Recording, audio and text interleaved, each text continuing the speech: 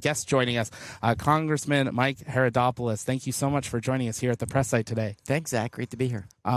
First and foremost, what are your feelings? We've got a moon crew on a fully fueled rocket, and we're just over 3 hours from liftoff. Well, I'm thrilled to be here. As you know, I represent this area of the United States Congress. I also chair the Space Committee in Congress, and this is just a thrilling day for America. It shows that anything is possible in the United States as we're heading back to the moon for the first time since 1972. And in a couple of years, we'll be landing back on the moon, showing again when Americans put their heart on something, they're going to get it done. How special is it that this is happening during America 250? It's on the rocket. We've got the flag with you. It's a special year for America. It sure is, and I couldn't be more thrilled. And this, the story of America, right? We're can-do people, especially when we work together. And I'm happy to report, after all this partisanship we see in Washington, D.C., that Republicans and Democrats are coming together to solve problems. You see these brave astronauts who are going to make their way around the moon in about 4 or 5 days, hopefully. And I'm expecting great things. I think it's the start of things to come. And we've got an amazing new administrator, Jared Isaacman, who has really taken the helm here in NASA in a positive way. And, of course, the president is the guy who created the Space Force. And so we are all in with space, and we know how important this is to our everyday lives. It's amazing to see the advancements just in the last 10 years of how everyone is getting so excited in space. And as you said, the administration and the new administrator, just last week, we had the NASA Ignition event that really took what visions we had before and lit them on fire and said, let's go do them right now. Can you talk us through just this jump that we're going to go from this to testing a lunar lander to having a moon base and a permanent presence, hopefully in the next 3 to 4 years, and why that's so important to America and ultimately the world? Well, I love these ambitious plans put forth, and it really is a can-do attitude. And I believe that politics to me has always been the art of the possible. Same thing here at space. The technology, as you put perfectly, has really come a long way in a short period of time. And I think that if we focus our energy on this moon mission, eventually moon colony, that we can make it happen. It's not going to be easy. As they like to say, space is hard, and it is. And we're the only nation still to this day has ever landed astronauts on the moon. But I think we're going to make this happen. We're moving some things around. We've decided to move away from the gateway, and we're going to focus on landing on the moon and eventually creating that colony. And I really actually think we need to beat the Chinese there. They don't share our passion for the environment. And you can only imagine what they might be doing to the moon if they get there first, especially with that water on the South Pole, because that's going to be important not just for energy, but just to keep that purity as we think of new ways to utilize this potential asset. Yeah, a lot of people ask, why are we spending all this time, all this money into this? What would you say to those people and how their life is actually being impacted by this? So much from Apollo and Shuttle does impact our daily life. Look, I think the future is bright. I mean, think about the technology you and I are enjoying right now to talk to the rest of the world. It's because we learned in space. These satellites, tens of thousands of them that circle the Earth today, allow us to communicate instantly, and it allows us to communicate not just with audio, but video as well, and make the world a closer place. And the technologies that came in medicine, the technologies that come, of course, in engineering and math, this is how we do things. And sometimes you need to take on those challenges and see where the world takes you. But in the end, this is all to make the world on Earth better. And that's where the focus is. And, of course, we've invested a lot of money in it, but the rewards are tenfold. And I think there's no doubt about that. Plus, we're explorers. We're people who came onto this earth to really make a difference. And clearly, the United States and Canada today will be making that difference as they launch into the heavens, and we'll be further away from the Earth than we've ever been before. And as you know, we'll still have that blackout, the dark side of the moon, for about 30 minutes or so. But new technologies will come in a few years. We'll have satellites around the moon. We won't have the dark side of the moon because of these new technologies. And those kind of innovations will change our world in the long run for the better.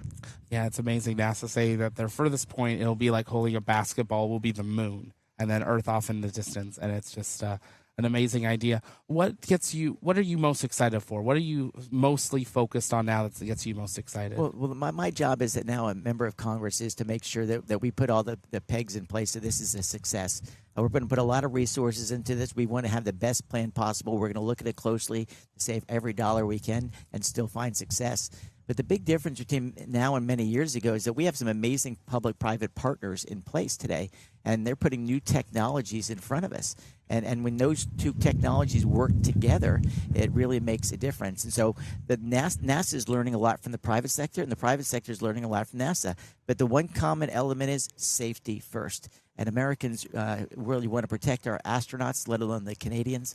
And I think that if we put our focus on this issue, we can win. Sometimes in space, we want to do many things at once. I think that what Jared has done in a really smart way said, we are going to be landing on the moon. Let's put all of our resources there. And as you know better than I, we need to make sure that lander is ready in 2028 to find success. Absolutely. That's why Artemis II getting kind of pulled back from a lander mission or a landing mission to a lander test mission in orbit to make sure when we do make that jump to go to a landing, we do so safely. One question I've heard from many people in our chat before is, obviously with the politics of space, there's a lot to it. We normally see an administration change. We normally see a new administrator. How can you see this new vision and direction that Jared's setting in that, maybe he can be administrator into another administrator no matter where the election goes, or that we set NASA onto a path that it really doesn't matter when an administration changes. We don't lose this momentum that we now have. Well, I think you're exactly spot on. We need to keep the momentum going. I mean, as I mentioned before, the good news is that Republicans and Democrats are on board. I just passed a major bill in our committee where we talked about what's called NASA Reauthorization. Republicans and Democrats came together in the House and the Senate to create that bill. I expect it passing this year. And that hopefully will give it the continuity necessary, as you put it so well, that when we put this plan in place, it stays in place, because we've seen some fits and starts through the year. But I think there, as you're seeing with this incredible crowd today, I think we're going to have almost 500,000 people out watching this launch of our brave heroes. Is that this is the next phase. We talked a lot about it, maybe a new space station. I think people have really captured the imagination of, did you ever think you have a colony on the moon? Now we have the technology to actually make it happen. And I'm going to do everything in my power to make that a reality. Well, thank you for what you do. What makes you most excited about space? What gets you fired up about space? Well, what gets me fired up is just the idea that we're going to make the world a better place. And we're going to enjoy more technologies and new innovations to improve our quality of life. That's why we're operating in government every day. It's to protect your life, liberty, and property, right? And so if we're doing great things in space, it's going to ultimately improve our quality of life here on Earth. And yes, there's a lot of R&D invested in these, but I think you're going to see a multifold return. And again, I can't stress enough, look at this technology around us that we have at our fingertips today, not just the big companies, but you and I.